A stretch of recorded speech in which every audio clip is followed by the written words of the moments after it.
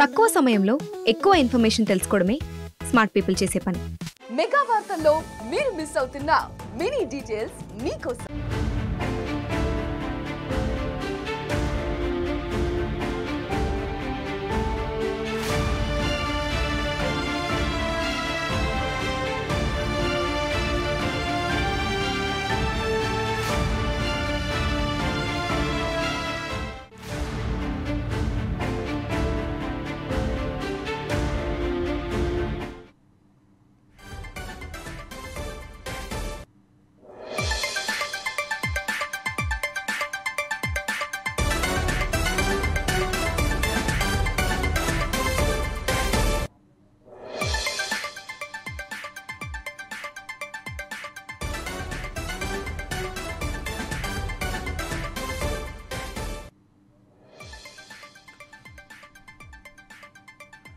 జనాభాను పెంచండి, ప్రోత్సాహకాలు ఇస్తామన్నారు ఏపీ సీఎం చంద్రబాబు. ఇద్దరు పిల్లలు ఉంటేనే స్థానిక సంస్థల ఎన్నికల్లో పోటీకి అర్హత అంటూ ఆసక్తికర వ్యాఖ్యలు చేశారు. ఇందుకై చట్టం కూడా తెస్తామన్నారు. చంద్రబాబు చేసిన ఈ వ్యాఖ్యల మర్మం ఎలా ఉన్నా కుటుంబాల ఆర్థిక పరిస్థితుల పరంగా చిన్న కుటుంబం చింతలు లేని కుటుంబం అంటూ పాటిస్తున్నారు మధ్యతరగతి వాసులు. అసలు ఎన్నికలకు సంతానంకు లింక్ ఏంటో ఒక్కసారి పరిశీలిద్దాం.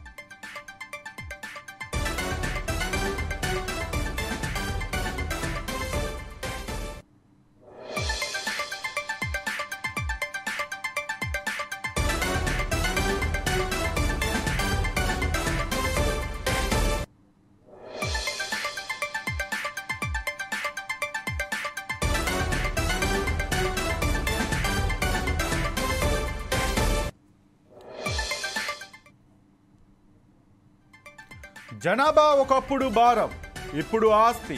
ఇది చంద్రబాబు భావన. జనాభా నియంత్రణకు ఇదివరకు ప్రోత్సాహకాలు ఇచ్చేవాళ్ళం. ఇద్దరికంటే ఎక్కువ మంది పిల్లలుంటే ఎన్నికల్లో పోటీకి అనర్హుల్ని చేస్తూ చట్టం కూడా తెచ్చాం. అది ఒకప్పటి పరిస్థితి. కానీ ఇప్పటి పరిస్థితి వేరు. ఇప్పుడు జనాభా కావాలి, ఆ జనాభానే ఆస్తి అని అన్నారు.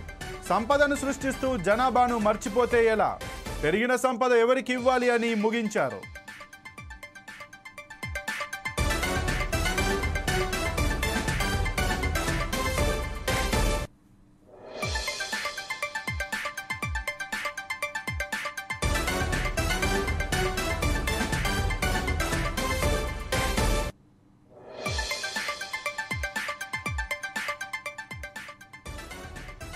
రెండు 2026లో రాష్ట్ర జనాభా 5.38 కోట్ల వరకు ఉంటుందని ఒక అంచనా.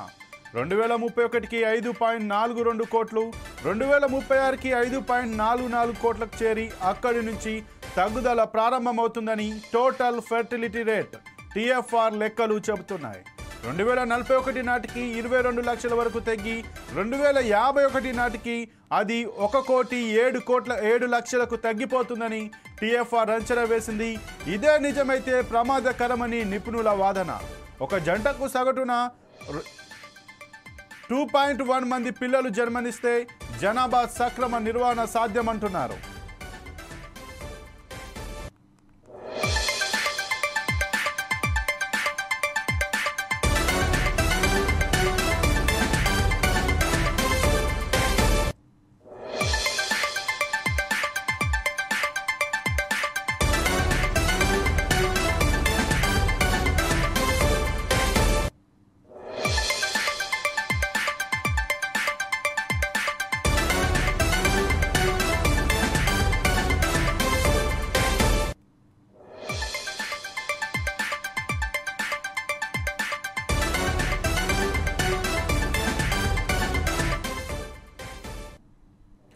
లెక్కల అంచనాలను బట్టి నేతల ఆలోచన, వారి విజన్ బాగానే ఉన్నా ఇప్పుడున్న జనాభా ఆర్థిక స్థితిగతులను కూడా లెక్కలోకి తీసుకోవాలి. చాలా కుటుంబాలు ఉపాధి దొరక్క విదేశాల బాట పడుతున్నారు. ఉచితాల మీదనే ఆధారపడ్డ కుటుంబాలు అనేకం. ఎన్నేళ్లు గడిచినా కుటుంబాల తలసరి ఆదాయం మాత్రం పెరగడం లేదు. ఉచితాల పేరుతో ఉపాధి అవకాశాలను పక్కన పెడుతున్నారన్న విమర్శలు లేకపోలేదు. ఉచితాలు ఉచితమా అనుచితమా అనే విమర్శలు బాహటంగానే వినిపిస్తున్నాయి. న్యాయస్థానాలు కూడా ఉచితాలను తప్పుపడుతున్నాయి.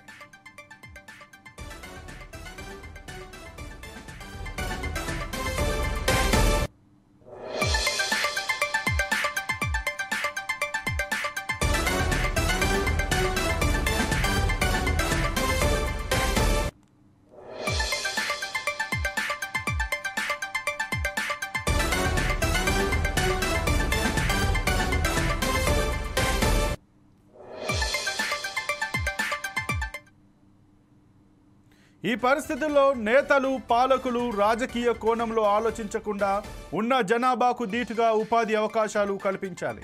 ప్రభుత్వాలు అమలు చేస్తున్న సంక్షేమ కార్యక్రమాలు పక్కదారి పట్టకుండా చూడాలి. స్వయం ఉపాధి పథకాల లబ్ధిదారుల వ్యాపార కార్యకలాపాలపై నిఘా ఉండాలి. తమ స్వలాభం రాజకీయ మనుగడ కోసం కాకుండా ప్రతి కుటుంబంలో ఒకరికి నెలవారీ రాబడి ఉండేలా చూడాలి. రిజర్వేషన్ల పేరుతో లబ్ధి పొందే వారితో పాటు నష్టపోతున్న సామాజిక వర్గాల ఉన్నతికై ఆలోచించాలి. అలాంటప్పుడే ఇప్పుడైనా ఎప్పుడైనా పెరుగుతున్న సంపదలకు న్యాయం చేయగలిగిన వారవుతాం.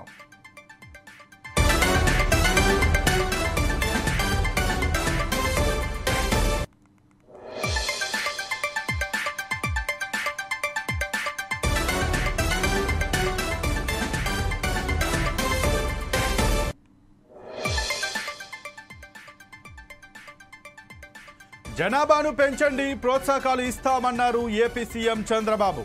2 పిల్లలు ఉంటేనే స్థానిక సంస్థల ఎన్నికల్లో పోటీకి అర్హత అంటూ ఆసక్తికర వ్యాఖ్యలు చేశారు. ఇందుకై చట్టం కూడా తెస్తామన్నారు. చంద్రబాబు చేసిన ఈ వ్యాఖ్యల మర్మం ఎలా ఉన్నా కుటుంబాల ఆర్థిక పరిస్థితుల పరంగా చిన్న కుటుంబం చింతలు లేని కుటుంబం అంటూ పాటిస్తున్నారు మధ్యతరగతి వాసులు. అసలు ఎన్నికలకు సంతానంకు లింక్ ఏంటో ఒక్కసారి పరిశీలిద్దాం.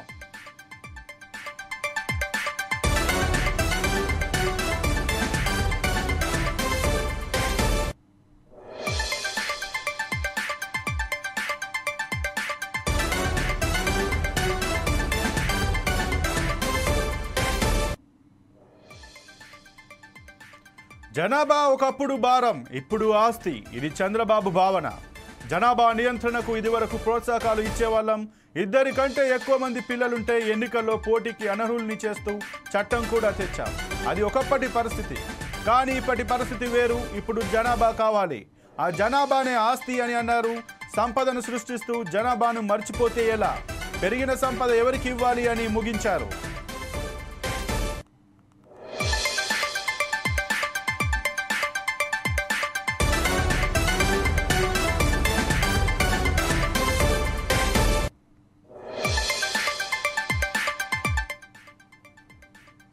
రెండు 2026లో రాష్ట్ర జనాభా 5,38,00,000 వరకు ఉంటుందని ఒక అంచనా.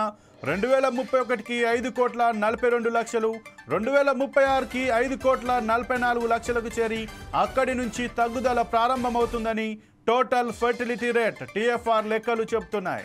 2041 నాటికి 22 లక్షల వరకు తగ్గి 2051 నాటికి అది 1,07,00,000కు తగ్గిపోతుందని TFR అంచనా వేసింది.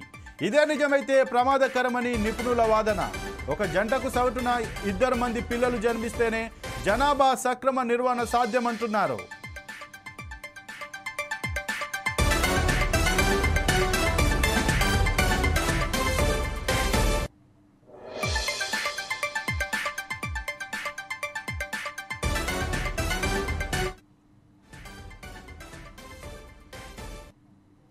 లెక్కల అంచనాలను బట్టి నేతల ఆలోచన, వారి విజన్ బాగానే ఉన్నా ఇప్పుడున్న జనాభా ఆర్థిక స్థితిగతులను కూడా లెక్కలోకి తీసుకోవాలి. చాలా కుటుంబాలు ఉపాధి దొరక్క విదేశాల బాట పడుతున్నారు. ఉచితాల మీదనే ఆధారపడ్డ కుటుంబాలు అనేకం. ఎన్నేళ్లు గడిచినా కుటుంబాల తలసరి ఆదాయం మాత్రం పెరగడం లేదు. ఉచితాల పేరుతో ఉపాధి అవకాశాలను పక్కన పెడుతున్నారన్న విమర్శలు లేకపోలేదు. ఉచితాలు ఉచితమా అనుచితమా అనే విమర్శలు బాహాటంగానే వినిపిస్తున్నాయి. న్యాయస్థానాలు సైతం కూడా ఉచితాలను తప్పుపడుతున్నాయి.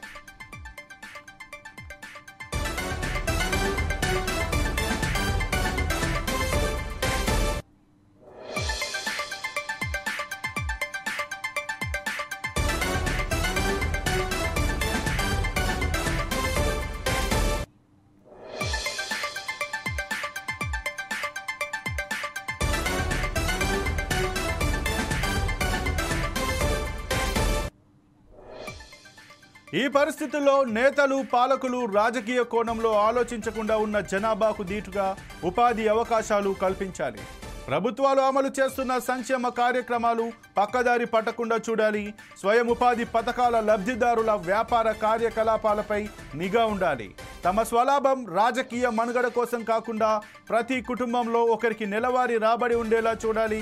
రిజర్వేషన్ల పేరుతో లబ్ధి పొందే వారితో పాటు నష్టపోతున్న సామాజిక వర్గాల ఉన్నతికై ఆలోచించాలి.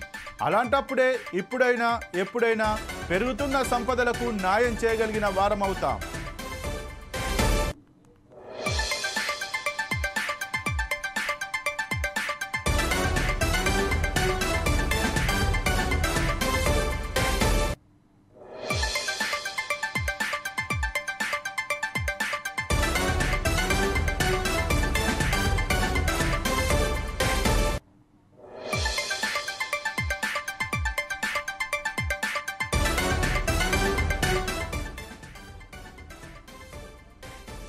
భవిష్యత్తుతో పాటు వర్తమానంలోని స్థితిగతుల్ని గుర్తెరగాలి.